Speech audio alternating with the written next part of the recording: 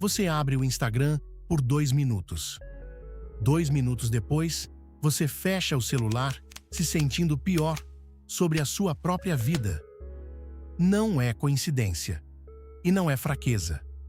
É um circuito neurológico muito antigo, sendo ativado num contexto que ele não foi feito para lidar. E hoje eu vou te explicar exatamente por que isso acontece no seu cérebro. Por que comparação social dói do jeito que dói. E o que você pode fazer para parar de se sabotar com isso. Comparação social não é um defeito de personalidade. É um instinto de sobrevivência. Por milhares de anos, saber onde você estava na hierarquia do grupo era literalmente uma questão de vida ou morte. Quem tinha mais comida? Quem tinha mais aliados? Quem estava subindo ou descendo na estrutura social da tribo? Seu cérebro monitorava isso constantemente, porque dependia disso para existir. Existe uma área específica no cérebro, chamada córtex pré-frontal medial, que processa status social. Ela está sempre ativa, sempre comparando, sempre avaliando onde você está em relação às outras pessoas. Isso não é insegurança, é biologia. O problema não é que você se compara. O problema é com quem você está se comparando. Esse sistema foi construído para comparar você com as 30 pessoas que viviam na mesma tribo. Pessoas que você via todo dia. Pessoas com vidas reais, com problemas reais, com dias ruins reais. Não com 200 milhões de perfis curados, filtrados, editados e publicados no melhor momento possível. Pensa no que você posta. Você posta quando tá mal? Quando o relacionamento tá difícil? Quando o trabalho tá uma bagunça? Não. Você posta quando viajou. Quando o prato ficou bonito. Quando você estava bem. Quando tinha algo para mostrar. Todo mundo faz isso, incluindo as pessoas que te fazem sentir inferior quando você vê o feed delas. Você está comparando os seus bastidores com o palco dos outros. E o seu cérebro não sabe a diferença. Neurologicamente, o que acontece é isso. Quando você vê alguém que parece estar melhor que você, duas coisas acontecem ao mesmo tempo. Primeiro, o cortisol aumenta. Cortisol é o hormônio do estresse. Ele é liberado quando seu cérebro detecta uma ameaça. E no contexto evolutivo, estar abaixo na hierarquia era uma ameaça real. Segundo, a atividade na área de recompensa do cérebro cai. Você literalmente fica menos motivado, menos capaz de sentir prazer no que tem. Ansioso e desmotivado ao mesmo tempo. Esse é o coquetel que as redes sociais servem toda vez que você rola o feed. E quanto mais você faz isso, mais o cérebro aprende a buscar oportunidades de fazer de novo. Comparação compulsiva é um loop, não um traço de personalidade. Tem uma pesquisa da Universidade de Michigan que mediu o humor de participantes antes e depois de usar o Facebook por 10 minutos. O humor piorou em todos os grupos. Mais tempo na rede social, mais o humor caía. Isso foi em 2013, antes do Instagram explodir, antes do TikTok existir, antes dos filtros ficarem tão sofisticados. O efeito hoje é muito mais forte. Mas aqui tem um detalhe que a maioria dos vídeos sobre esse tema ignora. Você não vai parar de se comparar. Isso é impossível. Comparação social é automática. Acontece antes de você perceber que está acontecendo. A questão não é parar. A questão é mudar o referencial. Quando você se compara com outras pessoas, o circuito que ativa é o de ameaça. Cortisol sobe. Motivação cai. Quando você se compara com você mesmo de ontem, de uma semana atrás, de 6 meses atrás, o circuito que ativa é completamente diferente. Chama-se é o circuito de progresso. E progresso libera dopamina.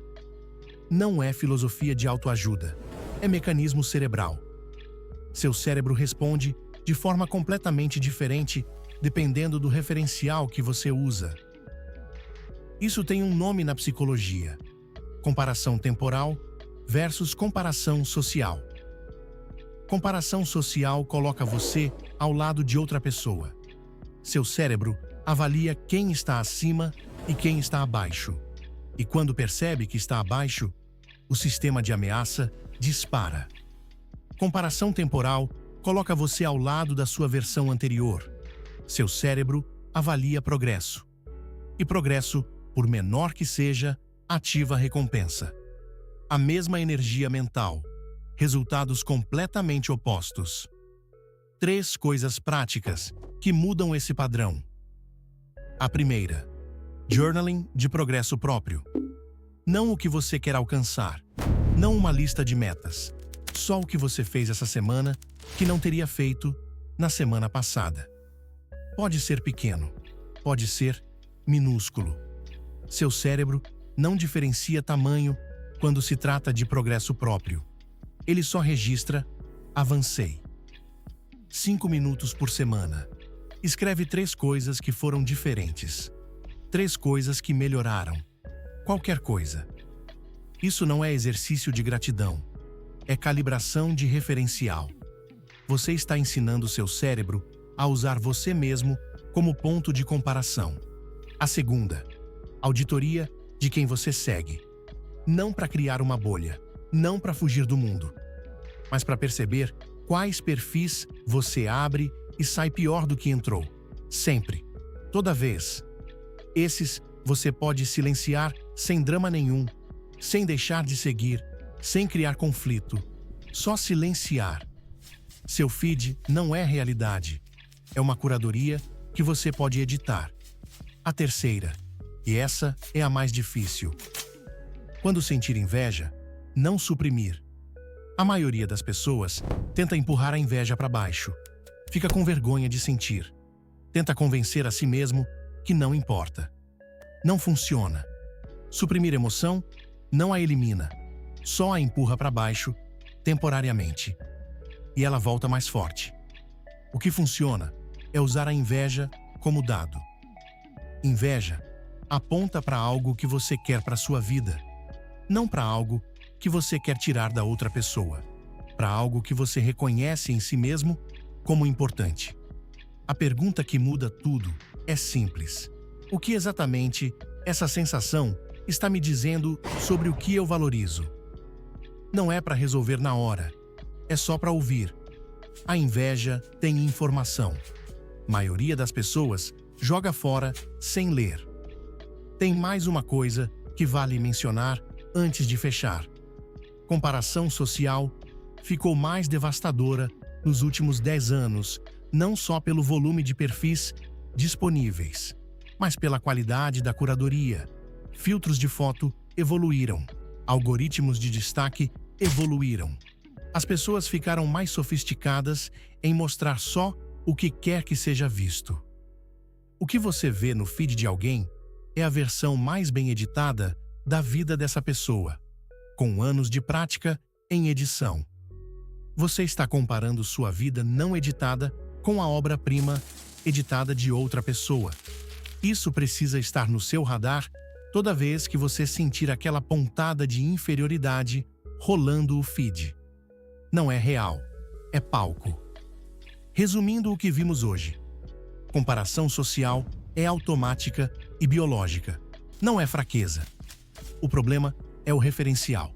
Redes sociais colocam você ao lado de versões editadas de outras pessoas. Seu cérebro não sabe que são editadas. A saída não é parar de se comparar, é mudar com quem você se compara. Journaling de progresso, auditoria do feed, inveja como dado. 3 coisas, 1 semana. Veja o que muda. Qual dessas 3 você acha mais difícil de colocar em prática? Me conta nos comentários, porque a resposta costuma dizer muito sobre onde está o nó real. Se esse vídeo fez sentido, manda para alguém que você conhece, que fica se comparando com os outros e sai pior do que entrou. No próximo vídeo, a gente fala sobre por que sua motivação some depois de 3 dias. E não é falta de disciplina. Nos vemos lá.